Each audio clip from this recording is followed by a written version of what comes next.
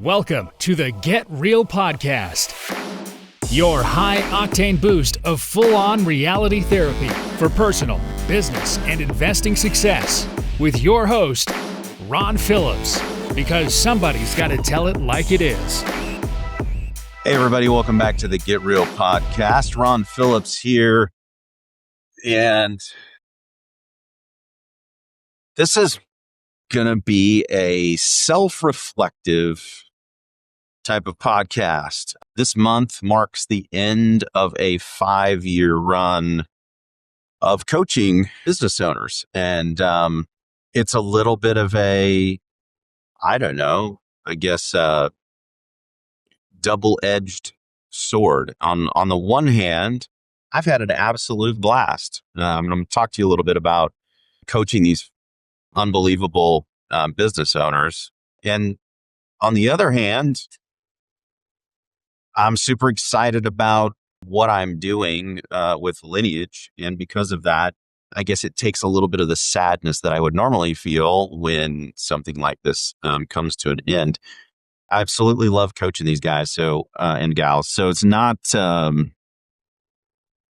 reason that I'm not doing it anymore has less to do with the fact that I either did or didn't enjoy it, because I did, and more to do with the company that I'm building and what I'm doing is taking so much of my time that I couldn't give enough time and attention to them anymore. And so while they will continue to go on and have coaching, I know they will, because they're action takers. It won't be with me.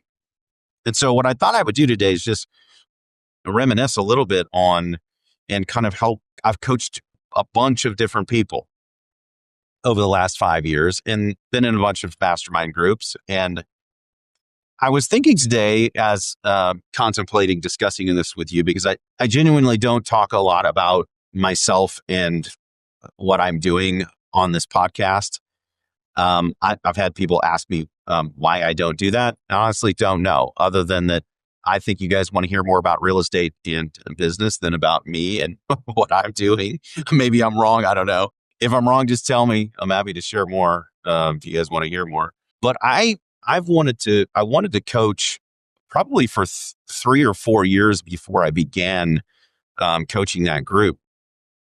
And I've had people come and go, and I've seen an enormous amount of growth.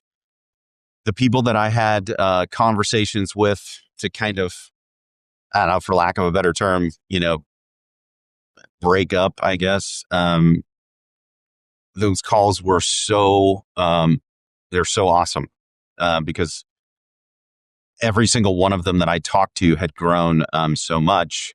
And while they had very kind things to say about me, the reality is that there's a few things that drive success that are critically important, that no matter what kind of sage advice any coach gives, if the student doesn't have or won't go get some of these qualities, it doesn't make any difference. They're not going to be that successful. And so that's what I decided maybe we talk about is just a few of those things and what I found makes people really, really successful. And so a few of them that really stand out to me as I think through the individuals that are in this group and that have been in this group and have been successful. There's one that's overarching all of them, and I'm going to talk about that one.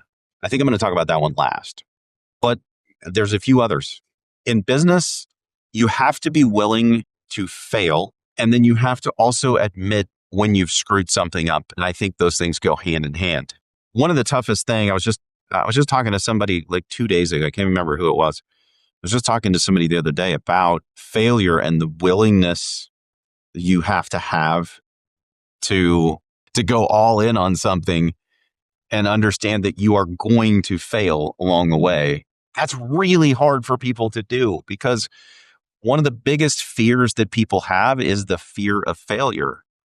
And maybe you can relate to this. I think all of us have felt that way. To be super candid with you guys, one of the main reasons that it took me 3 years to go and do this coaching group was the fear of failure. Like, I did not want to be the reason that somebody didn't succeed. And that fear of failure kept me for 3 years from doing something that I ultimately really loved doing. And I think I was pretty good at it. Not to toot my own horn, but I think I was pretty good at it.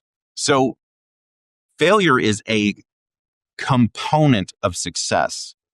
And I don't think people realize that. I think people feel like successful folks either were lucky or they woke up one day and they just became successful.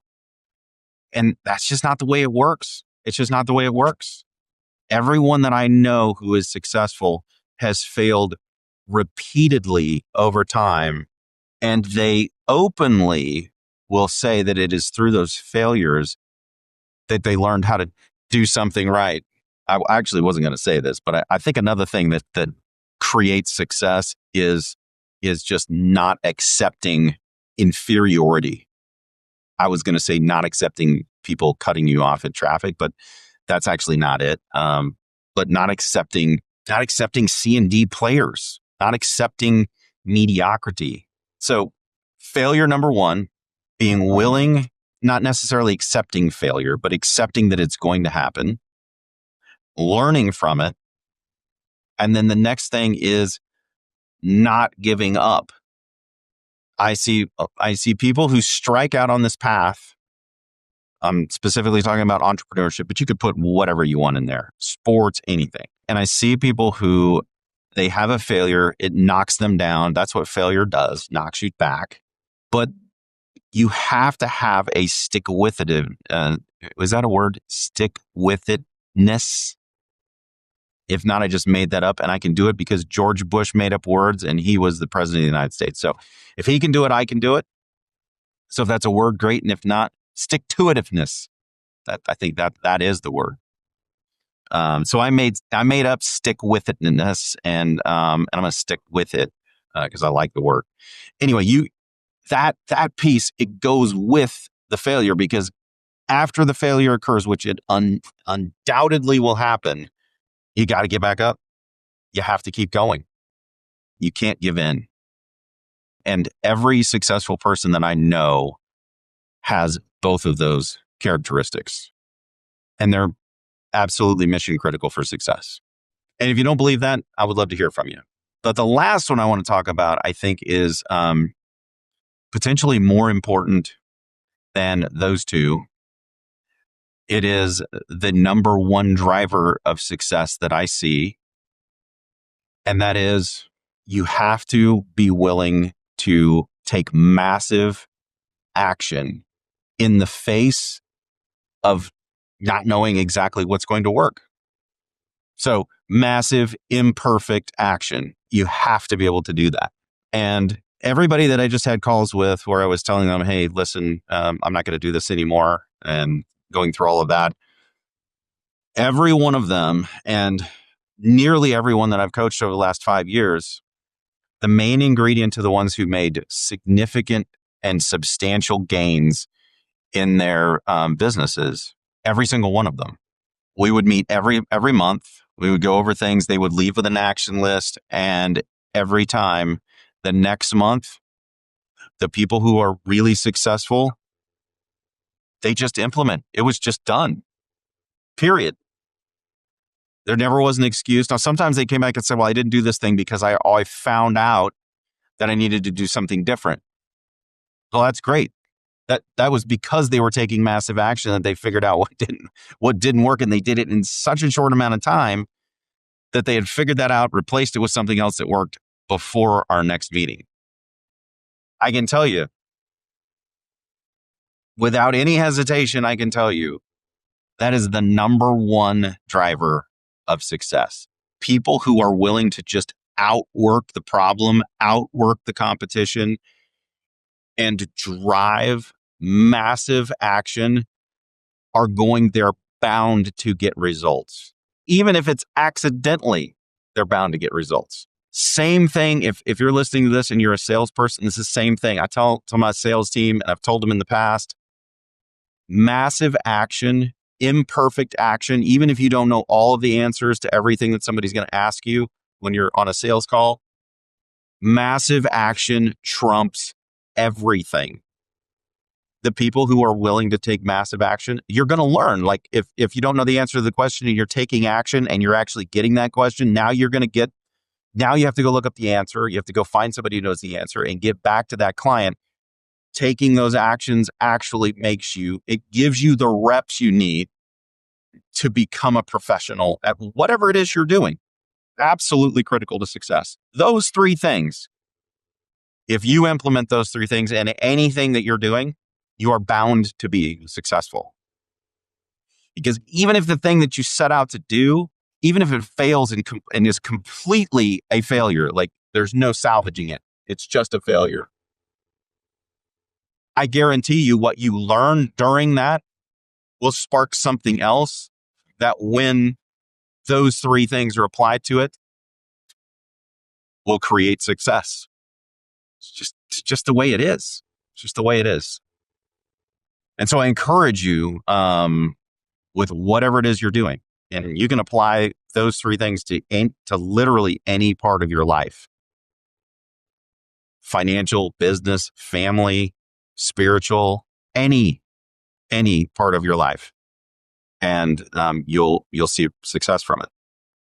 And so I thank all of the people who I had the opportunity to coach over the last 5 years for allowing me to do that, because as anybody else will tell you, a lot of times the teacher or the coach learns more than the student during the process. And so anyway, I appreciate the opportunity I've had to do that.